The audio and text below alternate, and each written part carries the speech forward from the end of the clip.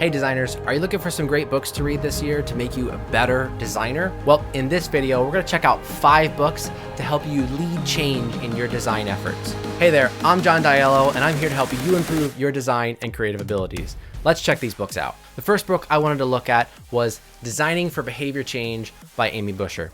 Now, this book is full of a ton of ideas for helping people overcome common patterns in their life, helping people move from unwanted behaviors and leaving them behind and replacing them with good behaviors that they want to do. So the author does a great job laying out the concept of behavior change and what it is and how there's a ton of techniques out there to actually accomplish behavior change. And Amy does a great job explaining how people often want to let go of unwanted behaviors and move on to new patterns of living that they're more aligned with and that make a better version or better life outcomes that they want to try to accomplish. The best part of the book is that it shows how digital technology, how apps and experiences can actually help people accomplish their goals. And the author looks at many different behavior change techniques or different ways or strategies to help people accomplish their goals of behavior change. And with every principle and every concept that's taught, there's a case study that goes along with it with examples and screenshots with how it's deployed and how it works in the real world. I highly recommend this book, especially if you're in the UX world and you're looking to help people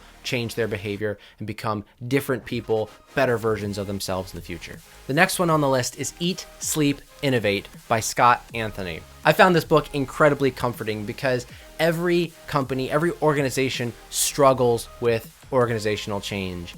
Every company wants to be innovative, and building a culture of innovation is difficult. And so the author takes many different case studies of highly innovative and successful companies. And one of the big takeaways was this concept of a BEAN.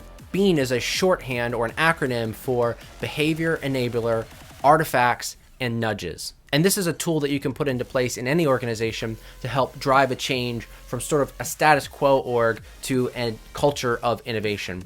A culture where we don't question things to a culture where we do question things in positive, good ways. So what this 3-part formula does is it helps you sort of evaluate the kinds of behaviors that need to happen and make sure that the environment is there to sustain it, the environment is there to support it, and encourage the kind of actions that we need. Secondly, it looks at the kinds of artifacts that are necessary for people to actually move to an innovative pattern. Are they generating the kind of work that they need to generate? Are they seeing the kinds of things they need to see? Are there other things that can be shown over time, like vision documents and strategies that will help people move forward? And then lastly, the idea of nudges, or things that can be repeated over and over again to nudge people in the right direction. Not shove them, but to nudge them in the right direction to ensure they are actually creating solid innovative strategies, innovative thinking, and innovative experiences along the way. This book was a great comfort, and so I recommend it to you because any organization can improve its innovative capabilities. So whether you're considered highly innovative or you're just starting to think about innovation, this book will help you take action steps with clear plans on how to improve your innovative capacity. The next book on the list is Culture Code by Daniel Coyle. Now, this was actually one of the most recent books that I read, and this was really interesting to me because culture has been difficult to study, and we talk a lot about culture in organizations and how to foster it and how to make it good. But the author has done a great job just showing the research that's out there on what culture is and how it works, and what it takes to actually foster it. And one of the big takeaways from this book for me was the importance of a single individual within a group of people. We want to focus on the negative people, the people who can drag a culture down. But what was fascinating and really eye-opening to me was the importance of that one individual to create a positive experience. When you have a negative or someone who's maybe a drain on culture or maybe pushing culture in the wrong direction, there's also the opposite effect that a positive person can have, creating safety, creating vulnerability, and going the extra mile to show people that they can actually be a part of this group and they're welcome there. What was amazing to me is that just a positive person in the room, someone who's championing a good culture, a safe culture, a open culture, is actually balancing, counteracting that negative one, and actually can produce a really strong culture despite the effects of the negative. So it really inspired me and challenged me to check myself that when I'm in a room, am I actively going out of my way to look at being that positive influence on the group? Because you never know how that might affect culture for the good.